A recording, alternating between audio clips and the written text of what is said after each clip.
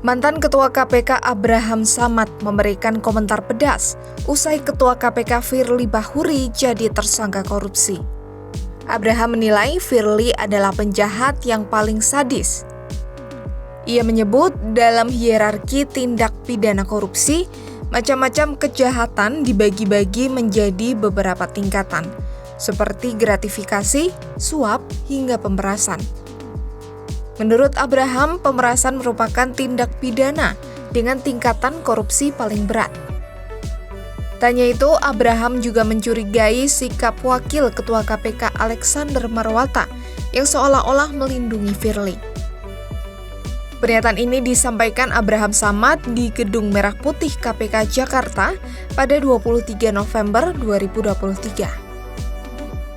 Padahal kalau kita lihat proses hukum, proses pemeriksaan penyelidikan yang dilakukan polisi, ini tidak berjalan cukup sederhana, cukup singkat, tapi perlu waktu yang begitu besar. Sehingga bukti-bukti yang dikumpulkan polisi kelihatannya sudah sangat tidak mungkin lagi diperdebatkan. Sudah sangat tidak mungkin lagi kita perdebatkan bahwa Firly ini adalah korban. Firly ini bukan korban. Firly ini adalah penjahat yang paling sadis. Kenapa saya katakan penjahat paling sadis? Bayangkan dalam tindak pidana korupsi, kalau kita lihat urutan-urutannya ada kejahatan gratifikasi, suap, pemerasan, dan lain sebagainya. Tingkatan yang paling sadis itu adalah pemerasan. Oleh karena Firly sudah melakukan kejahatan yang paling sadis, dan selama ini nyata-nyata memperlambat proses pemeriksaannya, maka Firly harus segera ditangkap, dibawa ke kepolisian, diperiksa dan dilakukan penahanan. Kemudian polisi nggak boleh sampai di situ saja. Karena tadi nyata-nyata Alex Marwata bilang tidak ada kesalahan, maka polisi harus juga memanggil orang yang bernama Alex Marwata dan komisioner-komisioner lainnya untuk segera diperiksa.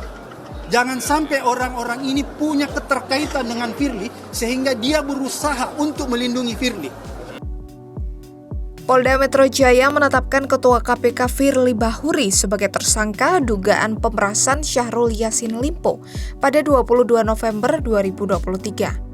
Firly diduga melanggar pasal 12E dan atau pasal 12B dan atau pasal 11 UU Tipikor jangto pasal 65 KUHP dengan ancaman maksimal hukuman penjara seumur hidup. Namun hingga kini Firly tak kunjung ditahan. Usai penetapan Firly sebagai tersangka, kini muncul polemik baru. Wakil Ketua KPK Alexander Marwata menolak meminta maaf dan mengaku tidak merasa malu. Alex mengatakan semua pihak harus berpegang pada prinsip praduga tak bersalah, termasuk dalam kasus Firly Bahuri.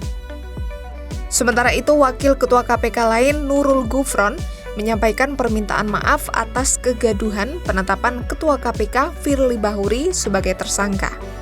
Gufron menyebut persoalan Firly tersebut hampir mengikis harapan masyarakat kepada KPK untuk menjadi garda pemberantas korupsi. Ia menyatakan penetapan tersangka Firly akan menjadi pelajaran dan bahan evaluasi untuk internal KPK.